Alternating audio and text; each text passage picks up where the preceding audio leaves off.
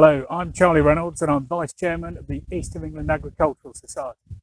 The Society has a rich history since 1797 of championing arable and livestock farming in the region. In these difficult and trying times, we will continue to promote the benefits of agriculture and rural life in the East of England. As you may know, the Society has several events. Our own farming conference on November the 18th, 2020, this year themed Building Tomorrow's Farming Business Today, and we host Crop Tech at the showground on the 25th and 26th of November. Our membership initiatives include regional dinners, long service awards for agri employees, and Cultivate for young agri professionals with year-round talks and visits. And our Kids Country Education programme, which this year has created hundreds of online learning resources and videos to use through the summer holidays and beyond.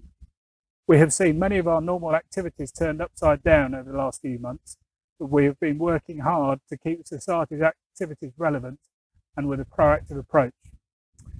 I'm delighted to introduce our latest addition to our education programme as we partner with GWCT Allerton Project, and I'm joined by Phil Jarvis from the Allerton Project. Phil, please can you expand on your role and tell us a little bit more about the Allerton Project? Yeah, thanks Charlie. I started about 25 years ago at the Allerton Project as the working farm manager there. My title now is Head of Farming. The Allerton Project has three roles really. One is to look at productive farming and wildlife and how that interaction goes, and we do a lot of research in that area. So research is really key to what we do as well on our farm, and then also to disseminate that knowledge to other people and pass it out. So we sit to people in the rural industry. That sounds fantastic and really interesting, Phil. Phil, we've been working together over the last few months. Can you expand on the types of events and activities we'll be introducing over the next few months?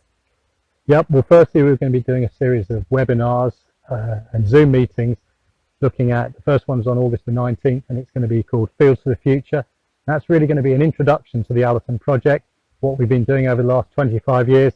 And as we go through the autumn, we'll delve into other areas about carbon, about net zero, about biodiversity, about woodland, and of course all the time food and farming and how it all fits in. So what else can we look forward to, Phil? Well, as part of this programme as well, we'll be doing some online training. Obviously with what's happened over the last few months with COVID, we're putting together our resources to produce a series of interactive training courses on a whole host of things, from pollinators for agri-environment schemes in the future, to clean air and water and healthy soil, and we'll be looking at things like regenerative farming as well. And then for those who want to, and that's for all levels, we'll also be doing some stuff for those who want to take a more formal qualification, the basis beta conservation, available with basis points, where we really delve into the wider environment and how habitat is farmed and looked after in the United Kingdom. Thanks, Phil. And will the webinars attract basis points? We'll certainly investigate that, yes.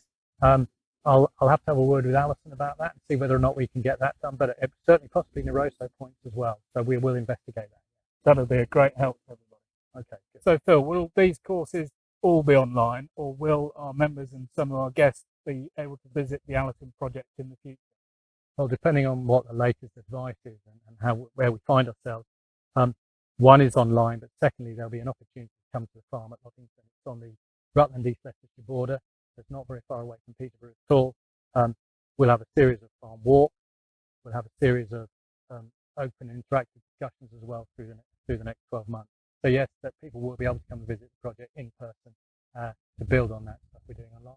That's very exciting. Thank you. In the foreseeable future, Phil, when we welcome visitors back to the showground, how will the Allerton Project integrate with our other events? Well, there's no doubt in future with the language of government, the direction of play with things like environmental land management, as we go away from BPS, that we're going to have to try different ways of farming.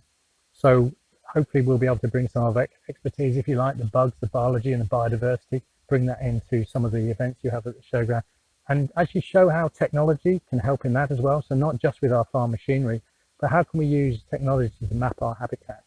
You know, drones for looking at for certain things in the environment as well. So we're doing some quite exciting stuff over there, which is looking at using technology. Well, what we're really after is to try and find a win for farming and a win for biodiversity and the environment. Sounds great, Phil. What about the birds, the bees and the butterflies? Well, the birds and the bees and the butterflies is exactly that sort of training that we're going to have to try and impart knowledge to gain more knowledge. So I'll be bringing in not just myself, but some of the experts from our organisation who've actually spent a lifetime looking at stuff, and I'm sure they'll be able to impart some great knowledge. Can't wait. Thank you very much. Thank you, Charlie.